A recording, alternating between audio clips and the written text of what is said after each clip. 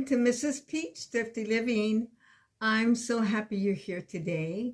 Today is Tea Tuesday. It's hosted by Patty with Life with Patty and Kathy's Favorite Things. Go over and check and see what they've posted. Also, check and see what everybody else has posted. You can just type in hashtag Tea Tuesday, all lowercase, all together, no separations in the words. You will come up with a lot of interesting subjects and ideas that different ones have posted today. Today is also another episode of A Glimpse of My Life. And before I get started, I have two things. I'm drinking coffee, as usual. I got my lipstick on there too. This is a cup that I got at the thrift store. And I want to show you, my brother came over the other day. And by the way, be sure and check out my shorts because I posted one already and I will be posting others. He sat down at the piano and I said, would you play a little bit? And he hasn't been playing as much lately. So he played a little, and I just did little clips of him. So I'm putting them in shorts. And I know you will enjoy it. A lot of them you will recognize. And when he came over, he brought this. Isn't this the cutest? My sister-in-law said, next time you go over there, take this over there to her. And it's Little Peach. I didn't put my tea in there or my coffee. I'm just going to enjoy that so much. This is Veterans Day, and thank you for all of our wonderful veterans that served in one capacity or the other, my husband being included in that, and he went on to be with Jesus. My sister made these. These are little placemats she made a few years ago. They are from plastic canvas, and they're so gorgeous. I've had them for a few years now, and I pull them out every once in a while. And I just thought it would be an appropriate day to pull these out. If you haven't subscribed to my channel yet, please just reach down there and press that subscribe button. Also, press that little like button. It doesn't cost you a thing, and I appreciate it. And then if you think of something you would like to comment on, I love it when you comment. Be sure and check out my playlist because when I do the videos that are series, like my dad's family, the 18 children, I put that in a playlist. I put the music in one, the cooking in one, the grocery hauls in another, and I also have a glimpse of my life one, and I have the little booklet I started. I wrote another episode here. Last time when I was making the video, it kept going off, and I thought, oh, I don't want this to happen. There is I don't do it in selfie mode. I do it where it's, what do they call it? Anyway, where you're taking a picture from afar. There's a pan there and some books with my mirror where I can see the back, where I can see whether it stops videoing. So with that being said, I am ready. Be sure and go back to the other episodes if you want to be up to date on this, because I am hoping I don't go back too far and rehash what I said last time, because it would make my videos so very long. I had mentioned that we were married now. Richie and I were married, and the kids were busy and all that. So we're going to just jump right in from there.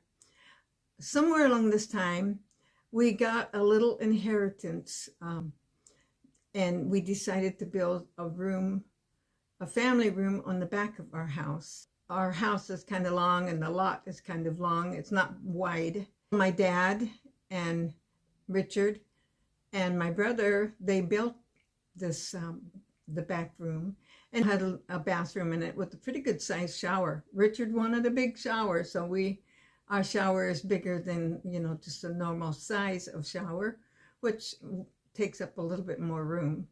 But it worked very well, and we put in the corner, we put brick, and we put Z brick on the wall, and we put a wood stove there. Boy, I'll tell you, putting that Z brick up was such a nightmare. It was just like, it kept sliding down. And of course, we didn't at that time have YouTube to go study a while and then do it. But that's been many years and it's still there. With getting a wood stove in, it was an airtight wood stove. So we had our wood stove. So that meant we needed to go and get wood. We had the truck. Richard got a chainsaw. And so we would go up in the hills and he would cut down. We could get a permit and we could go up in the hill and in designated places get our firewood.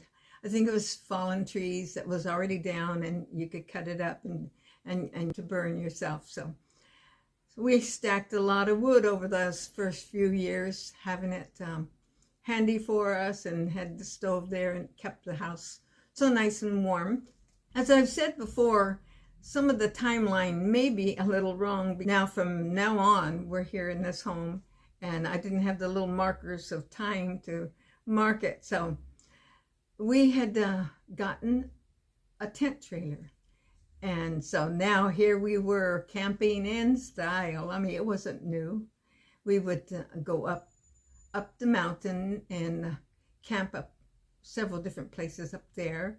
Not too far from us. You can go not too far and you'll be in the mountains. And so that's nice. And then we would go over to Fort Bragg and camp north of town on the cliffs. We did that many times, spent a couple weeks, Richard's vacations over there. So that was nice. And it was so much nicer than camping in the back of your truck. And we had a little more convenience. And so we did that. We had that for a few years. Along the way, I'll be telling you about different ones we got. One of those years, we had a lot of rain. And as I've told you before, Gail, Gordon had already gotten married. Gail and Willie were engaged, going to be getting married. She had decided to move into a little house. Her and one of her friends rented a little house. She wanted to make sure she could make it on her own. It was close to the church, so she was getting ready for her wedding, and it started raining. We had a lot of rain. And pretty soon, you know, the snow melting from the mountains, we get that. And we have two rivers that kind of go into each other, and they were filling up, and pretty soon they was starting to worry about floods. There was levee watches. They were watching, they were patching the levee holes as time went on. And pretty soon we got the call. And they didn't know where it was going to break, but it broke not too far from our mall. That's probably 2 miles, maybe 3 from us. And we got the word, evacuate now. They didn't know how fast or what was going to happen.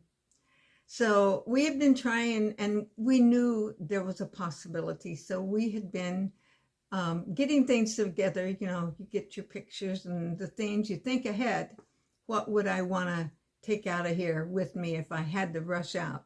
And it's a good thought for all of us, even now, to keep those things handy that you can grab them at a moment's notice.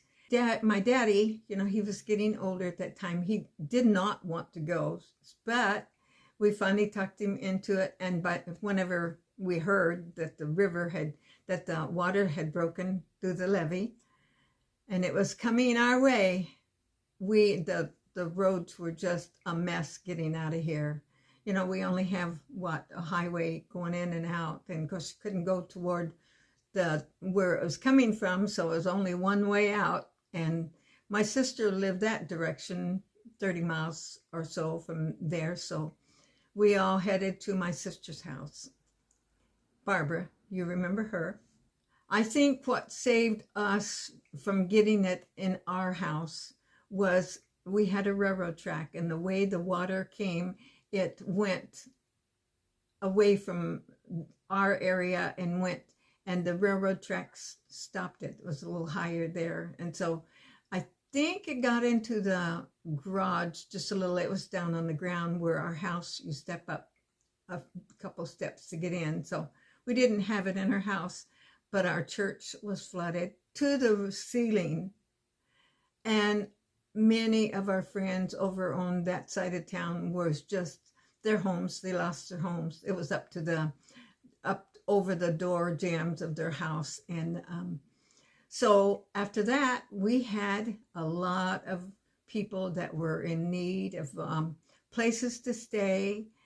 People needed their laundry, and they was cleaning out homes and trying to get what they could salvage out of their homes. And the ones that did not get flooded, they were like, my washer was going and was doing laundry for the different ones, trying to get their clothes cleaned from the flood waters, and was making pots of food to take out to the ones working on the houses. And Richard spent a lot of time as he could going out and helping rebuild people's homes. So that was quite a time. Now, our church was flooded, and that was where Gail and Willie were going to get married.